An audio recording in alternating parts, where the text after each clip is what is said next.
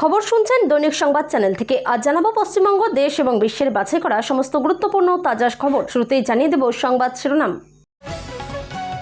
সংসদে বড় ঝড়, আসন পুনর্বিন্যাস বিলে কংগ্রেসের সমর্থন চাইল কেন্দ্র। বৈঠকে কি বার্তা দিল হাত শিবির? আকাশ কালো করে বৃষ্টি, কলকাতায় জারি দুর্যোগের কমলা সতর্কতা। পশ্চিম মেদিনীপুরে বজ্রাঘাতে মৃত্যু অন্তত 4 জনের।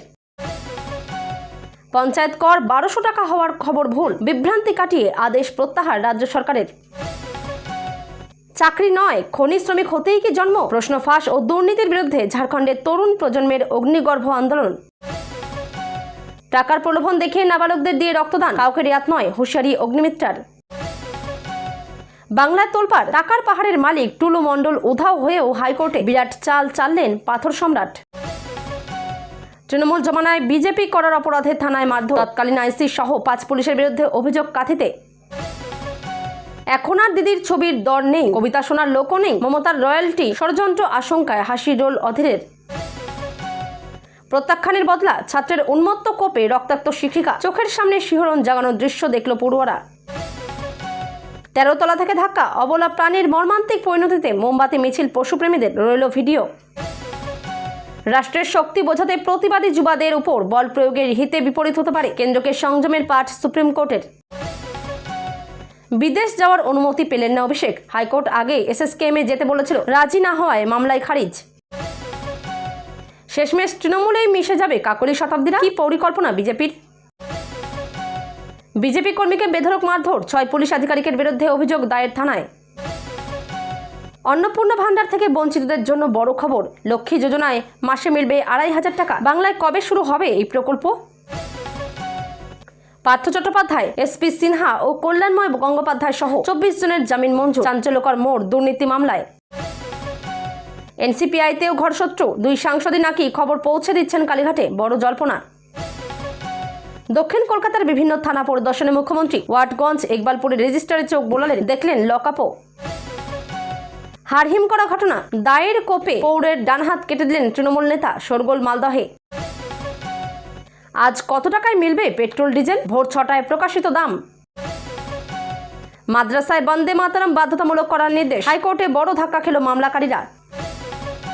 কাটমানি তোলাবাজি বরদাস্ত নয়, শ্রমিক দিলীপের বার্তার পরই 30-এরও বেশি নেতাকে বহিষ্কার, 250 জনকে শোকজ বঙ্গ বিজেপির।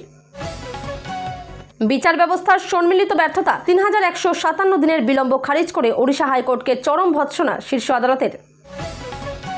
শিরায় শিরায় রক্ত, সন্দীপ স্যারের ভক্ত প্রিয় স্যারের বদলির খবরে কান্নায় ভেঙে পড়লেন পড়ুয়ারা। কলকাতা হাইকোর্টের দ্বারস্থ টাকার পাহাড়ের মালিক টুলু মণ্ডল, বিদেশ থেকেই মামলা। বাংলাদেশ আজ আরেক পাকিস্তান, চরম ক্ষোভ প্রকাশ করে বিস্ফোরক শেখ হাসিনা দিল্লি থেকে দিলেন হুঙ্কার। জুলাই আগস্ট আন্দোলন শান্তিপূর্ণ ছাত্র আন্দোলন ছিল না, 2024 সালে ক্ষমতাচ্যুত হওয়ার নেপথ্যের সত্য তুলে ধরলেন শেখ হাসিনা। বৈষ্ণোদেবী মন্দিরে 550 কোটি টাকার নকল রূপো বিতর্ক, তদন্তের রিপোর্ট চাইল জম্মু আদালত। তোলাবাজি সহ একাধিক অভিযোগে 22 জন কর্মীকে সাসপেন্ড করল বিজেপি। শুধু লিপিড প্রোফাইল নয়, সঙ্গে একটা ছোট পরীক্ষা করিয়ে নিলেই জেনে যাবেন হার্ট কতটা সুরক্ষিত। বিধানসভার ইতিহাসে নজিরবিহীন সাসপেন্ড মার্শাল, তীব্র বিরোধিতা তৃণমূলের। অভিষেকের সেবাশ্রয় প্রকল্পে মেগা দুর্নীতি ও তোলাবাজির অভিযোগ, অবশেষে গ্রেপ্তার হেভিওয়েট তৃণমূল নেতা। সিলিন্ডার প্রতি 1 লাফে 18 টাকা দাম বৃদ্ধির আশঙ্কা, পকেটে টান পড়তে চলেছে সাধারণ মানুষের। এতক্ষণ শুনছিলেন সংবাদ শিরোনাম, এখন আসছি বিস্তারিত খবরে। সংসদে চলা দীর্ঘ রাজনৈতিক অচলাবস্থা কাটানো এবং অত্যন্ত গুরুত্বপূর্ণ ডিলিমিটেশন বিল ও মহিলা সংরক্ষণ বিল পাশ করানোর ক্ষেত্রে বড়সড় উদ্যোগ নিল নরেন্দ্র মোদী সরকার। বুধবার সংসদ ভবনে লোকসভার বিরোধী দলনেতা রাহুল গান্ধীর কার্যালয়ে গিয়ে তার সঙ্গে প্রায় 50 মিনিট বৈঠক করেন কেন্দ্রীয় সংসদীয় বিষয়ক মন্ত্রী কিরেন রিজিজু। ওই গুরুত্বপূর্ণ বৈঠকে রাহুল গান্ধীর পাশাপাশি উপস্থিত ছিলেন কংগ্রেস সাংসদ প্রিয়াঙ্কা গান্ধী বঢরাও। চলতি বর্ষাকালীন অধিবেশনে বিরোধী দলগুলির লাগাতার বিক্ষোভ ও হট্টগোলের জেরে সংসদের কাজ কার্যত অচল হয়ে রয়েছে। এই আবহে সংসদের অন্দরে সমঝোতার সূত্র খুঁজতে আসরে নেমেছেন কেন্দ্রীয় মন্ত্রীরা। কি চাইছে কেন্দ্র এবং কংগ্রেসের অবস্থান কি? সরকারি সূত্র মারফত জানা যাচ্ছে, আগামী 16 থেকে 18 আগস্ট পর্যন্ত লোকসভার একটি বিশেষ অধিবেশন ডেকে এই বহুল চর্চিত ডিলিমিটেশন ও মহিলা সংরক্ষণ বিল পাশ করানোর পরিকল্পনা করছে কেন্দ্র। যেহেতু এই সংবিধান সংশোধনী বিলগুলি পাশ করার জন্য সংসদের উভয় পক্ষেই 2/3 সংখ্যাগরিষ্ঠতার প্রয়োজন, তাই সমস্ত বিরোধী দলের সঙ্গে সর্বসম্মত মত গড়ে তুলতে তৎপর হয়েছে শাসক শিবির। বুধবারের বৈঠকে কিরেন রিজিজু সরাসরি এই বিলগুলির বিষয়ে কংগ্রেসের আনুষ্ঠানিক অবস্থান জানতে চান এবং সহযোগিতার আহ্বান জানান। তবে কংগ্রেস সূত্রে খবর, বিলের একাধিক খুঁটিনাটি দিক ও আশঙ্কা নিয়ে প্রশ্ন তুলেছে বিরোধী দল। বিরোধীদের পরিষ্কার বার্তা, সরকারের প্রস্তাবিত নীতির কয়েকটি ত্রুটি ও উদ্বেগের সমাধান না হলে বর্তমান অবস্থায় এই বিলটাকে অকুণ্ঠ সমর্থন জানানো সম্ভব নয়। অন্যদিকে ডিলিমিটেশন ও মহিলা সংরক্ষণ বিলের সমান্তরালেই নিট আন্দোলন, ছাত্রদের ওপর পুলিশের পদক্ষেপ এবং রাম মন্দির অনুদান বিতর্ক সহ একাধিক জনমুখী ও সংবেদনশীল ইস্যুতে সংসদ চত্বরে সরব রয়েছে বিরোধী শিবির। সব মিলিয়ে এই উচ্চ পর্যায়ের বৈঠক রাজনৈতিক মহলে নতুন করে তীব্র জল্পনার সৃষ্টি করেছে। বুধবার সকাল থেকেই কলকাতার আকাশ মোটের উপর মেঘলা ছিল। বিক্ষিপ্তভাবে কিছু জায়গায় বৃষ্টিও হয়েছে। বিকেলে কলকাতা এবং সংলগ্ন দক্ষিণ 24 পরগনায় জারি হয়েছে ঝড় বৃষ্টির কমলা সতর্কতা। পূর্বাভাস ছিলই। সকাল থেকে মেঘলা থাকার পরে বিকেলে আকাশ কালো করে বৃষ্টি নামে কলকাতায়। বুধবার সন্ধ্যায় কলকাতায় ঝড় বৃষ্টির কমলা সতর্কতা জারি করেছে আবহাওয়া দপ্তর। দক্ষিণ 24 পরগনার কিছু অঞ্চলেও সন্ধ্যায় ভারী বৃষ্টি হতে পারে। ঝড় বৃষ্টির হলুদ সতর্কতা জারি হয়েছে বীরভূম, পূর্ব বর্ধমান এবং হুগলিতেও। ইতিমধ্যে পশ্চিম মেদিনীপুর জেলার নারায়ণগড়, ডেবরা এবং খড়গপুর লোকাল থানা এলাকায় বজ্রাঘাতে মৃত্যু হয়েছে অন্তত 4 জনের। মৃতদের মধ্যে 3 মহিলাও রয়েছেন।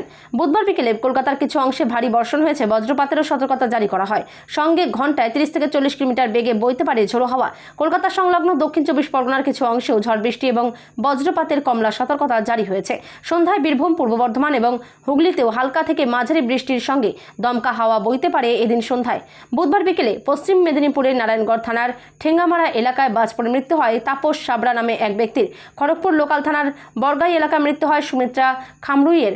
ডেবরা থানার রাধামোহনপুর এলাকায় বজ্রপাতে মৃত্যু হয় কাজল নায়েক এবং মালতী পাত্রের। ওই এলাকায় বাজ পড়ে আহত হয়েছেন আরও 3 জন মহিলা।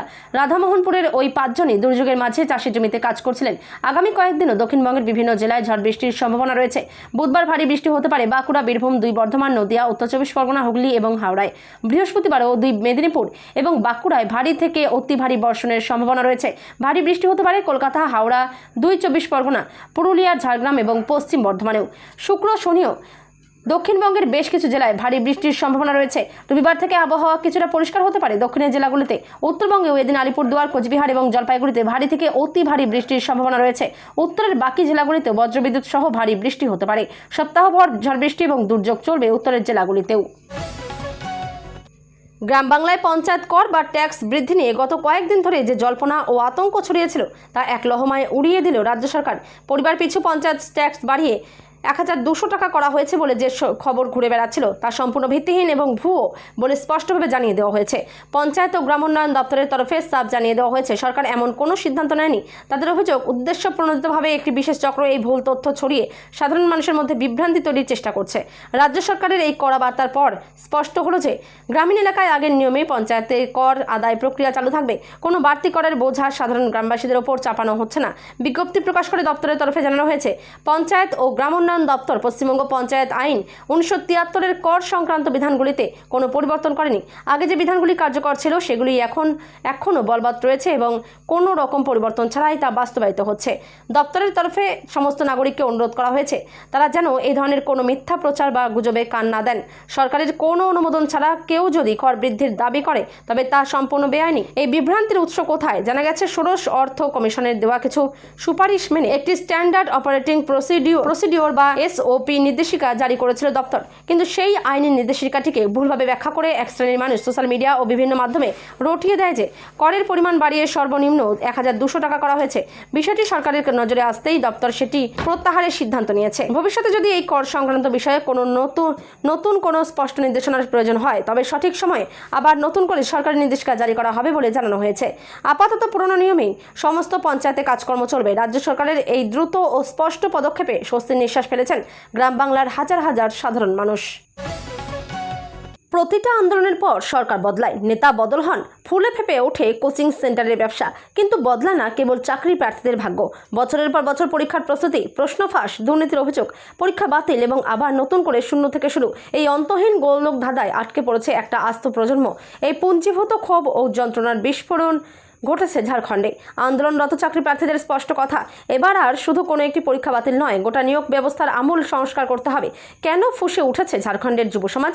নিট প্রশ্ন ফাঁসের পর ককরোচ জনতা পার্টি আন্দোলনে নামে এবং কেন্দ্রীয় শিক্ষামন্ত্রী ধর্মেন্দ্র প্রধানের পদত্যাগের দাবি তোলে।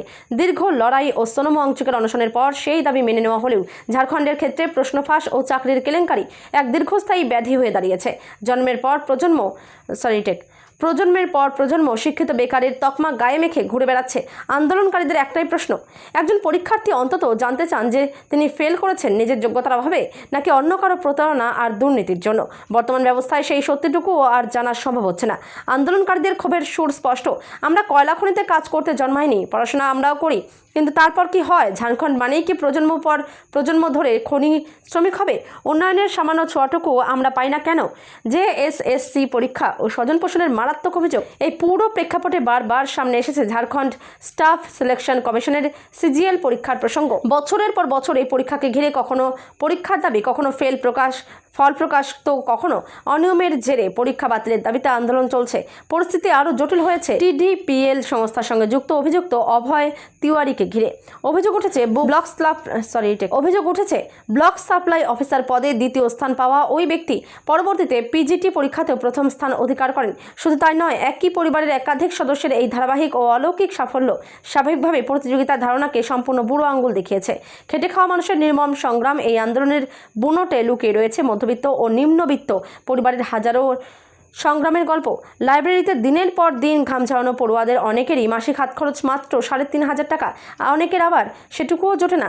অনেকেই হারিয়েছেন বাবা মাকে। বহু পরীক্ষার্থী সকালে মাঠে কায়িক পরিশ্রম বা চাষের কাজ করেন, দুপুরে এসে আন্দোলন যোগ দেন, আর রাতে বাড়ি ফিরে বই নিয়ে বসেন, পাছে পরের বার চাকরিটা হয়ে যায়। বয়স গোপন করে হাসপাতালে গিয়ে রক্তদান, নাবালকদের থেকে রক্ত সংগ্রহের অভিযোগ, টাকার লোভ দেখে বেসরকারি স্কুলের পড়ুয়াদের থেকে রক্ত নেওয়ার অভিযোগের সরগরম দুর্গাপুর। স্কুলেরই প্রাক্তন পড়ুয়া প্রলোভন দেখিয়েছে বলে দাবি। অভিভাবকদের নিয়ে থানায় অভিযোগ জানিয়েছেন স্কুলের প্রিন্সিপাল। যে বা যারা এই চক্রের সঙ্গে জড়িত তাদের বিরুদ্ধে কড়া ব্যবস্থা নেওয়া হবে বলে হুঁশিয়ারি পুর ও নগর উন্নয়ন মন্ত্রী অগ্নিমিত্রা পালের। দুর্গাপুরের একটি বেসরকারি স্কুলের 3 নাবালকের থেকে রক্ত নেওয়া হয়েছে বলে দাবি। ওই বেসরকারি স্কুলেরই এক প্রাক্তন ছাত্র তথা বর্তমানে দুর্গাপুর ভিরিঙ্গি টিএন উচ্চ বিদ্যালয়ের পড়ুয়ার বিরুদ্ধে প্রলোভন দেখানোর অভিযোগ। দাবি করা হয়েছে রক্ত দিলে 300 টাকা দেওয়া হবে। এই লোভ দেখিয়ে নাবালকদের বিধাননগরের একটি বেসরকারি হাসপাতালে নিয়ে যাওয়া হয়। সেখানে এক রোগীর আত্মীয় পরিচয় দিয়ে তাদের রক্তদান করানো হয় বলে অভিযোগ। সরকারি নথিতে নাবালকদের আসল বয়সের পরিবর্তে প্রাপ্তবয়স্ক বলে দেখানো হয়। ঘটনা প্রকাশ্যে আসতেই দ্রুত নড়েচড়ে বসে সংশ্লিষ্ট বেসরকারি স্কুল কর্তৃপক্ষ।